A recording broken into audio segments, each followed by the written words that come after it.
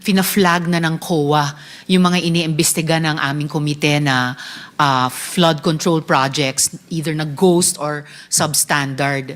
No, yung sinabi kanina ni Senator Kiko. So yung point of information dyan ay, in fact, ang COA ay nakapag-flag na ng 4 na proyekto sa Bulacan amounting to a total of 330 million pesos. So baka habang dumadaan ang panahon mas marami pang mafa-flag ang COA. So yung mga unang mga tanong ko po, follow-up questions Mr. Chair sa DPWH. Kaugnay po yung anong resulta ng audit o investigasyon na ginagawa ng department dun sa mga ghost or defective na flood control projects. So yung mga nabanggit nyo na po kanina, Yusek Bisnar, na isamite na po ito yan sa ICI. Tama po ba? Your Honor, after po nung technical inspection and assessment, meron pong internal audit within DPWH. Ito naman po more of yung mga documents and payment billings ang titingnan. After nito po, saka po ipapadala sa ICI, Your Honor. Okay po. So hindi pa po. May time frame po ba kayo para mag-submit sa commission? We will do it as much as possible because ang figure po na pinag-uusapan is around 292. 292 projects. Out of the 337, Your Honor. Opo. And within this month po ba yon or within the first quarter of the year, ano po yung horizon na tinitignan nyo to submit to ICI? Within first quarter po. Within the first quarter. Your Honor, what we'll do is kung ano po yung matapos, Yes. submit na po kami kaagad sa ICI. Hindi na po namin hihintayin matapos po lahat. Opo. So we will submit as as IAS is finished. So pwede pong batch by batch, Yes, Your sunod-sunod. Honor. And then sa ombudsman, within the first quarter din po ba kayo magsasubmit or mas maaga or mas late pa doon? Your Honor, yung ICI po ang magre-refer po sa ombudsman. Alright, salamat po, Yusek. And ilan po yung dapat maasahan ng publiko? Yung mga nanonood nitong hearing, yung mga nagalit, yung mga umasa, yung mga nagrally, yung mga nagsumbong, both sa Senate Blue Ribbon at saka sa executive. Ilan po yung aasahan ng publiko na mga contractor sa private sector at opisyal sa public sector na makakasuhan? Your Honor, kasi po gaya po nitong 416 na ito na nai-announce pero hindi pa po tapos yung technical inspection and assessment at saka po yung internal audit. Mahirap po magbigay ng number kasi po baka po gano'n naman po, may i-expect na naman po yung public. Pero what we're reassuring po the public and this committee is lahat po ng pwedeng gawin ng department para suportahan po yung effort ng ICI ay ginagawa po namin. Well, I would agree, Mr. Chair, na parang double-edged sword yung expectation. Kasi baka, lalo na kung magbibigay ng petsa, umasa, baka pag lumampas, mabigo. Pero merong aspetong siguro positibo din yung expectation na mas magiging solid yung pag-asa ng publiko na magbubunga talaga itong aming investigasyon sa Blue Ribbon, magbubunga ang internal investigation ng department, magbubunga ang mga proseso sa ICI at saka sa ombudsman. So, siguro naman, tulad ng sinabi nyo, magsasubmit kayo sa ICI in batches of cases. Meron ba kayong sense na ano yung magnitude ng pwedeng i-anticipate man lang ng publiko na makakasuhan? Tens of contractors and officials ba? Dose-dosena ba? Aabot ba sa 100? Ano yung sense po ng department as of now?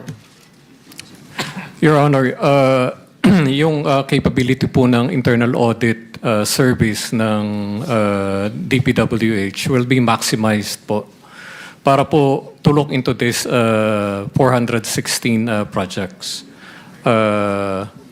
In fact po, meron pong effort na hire nga po ng additional accountants and even engineers for yung quality assurance unit. And auditors po. Opo, auditors and accountants. Para po mas mapabilis po itong process natin. And sa ngayon po, sa mga proyektong at least na kompleto nyo na yung internal audit, ilan na ang maaasahan ng publiko na either na posibleng makasuhan bunga nitong internal audit at investigasyon ng department?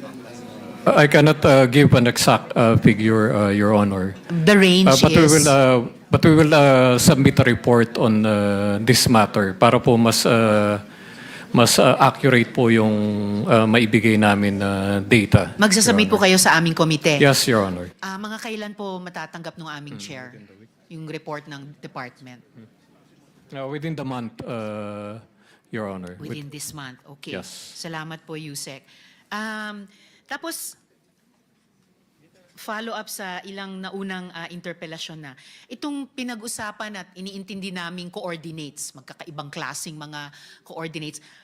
Anong epekto ng balitang hindi tama ang coordinates na ginamit sa pagtunto ng mga posibleng ghost at saka substandard projects? Ano yung naramdaman ng department na epekto ng ganon?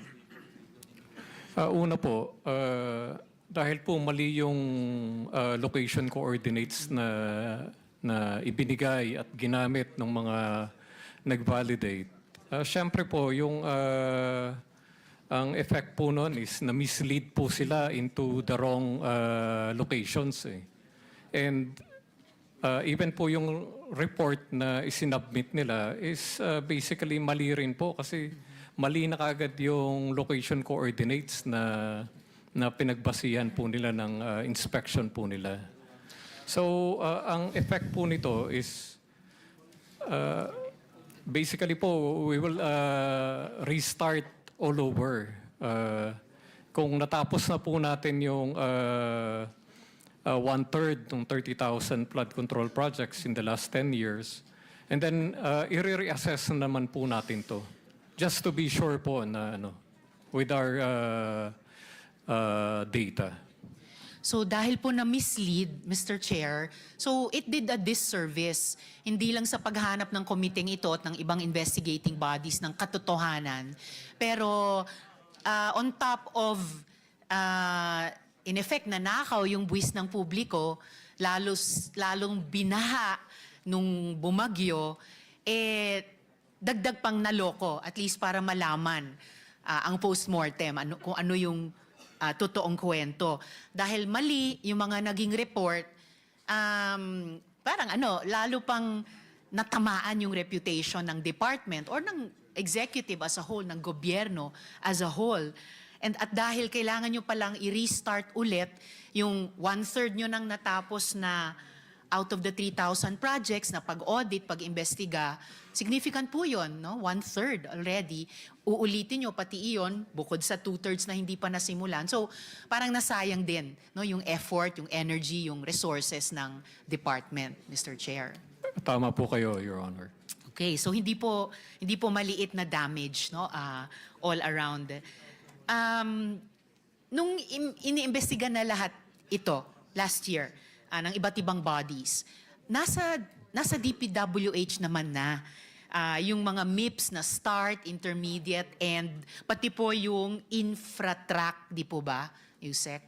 Lahat po yun ay nasa DPWH, Your Honor. Opo. So, bakit di yun yung ginamit ng department sa unang validation pa lang? Parang ngayon lang lahat ito nalalaman.